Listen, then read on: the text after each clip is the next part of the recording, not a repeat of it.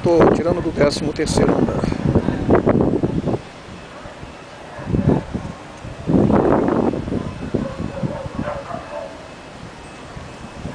Caiu sobre o caminho de acesso para a chácara. Aqui é o caminho.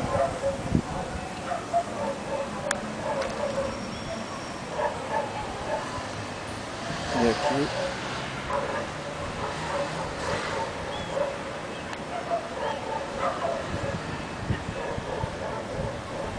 essa área verde é onde fica a área de lazer, churrasqueira, esquadra lá em cima no final. E ao fundo já é essa represa.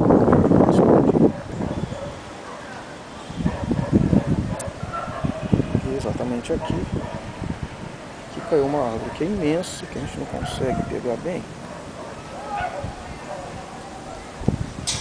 Esse é o estrago.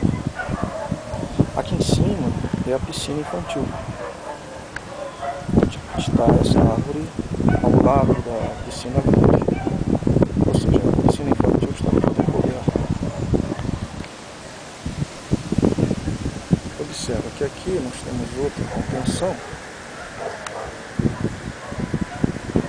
que é o caminho de acesso, e aqui em cima mais uma área que aparentemente está segura.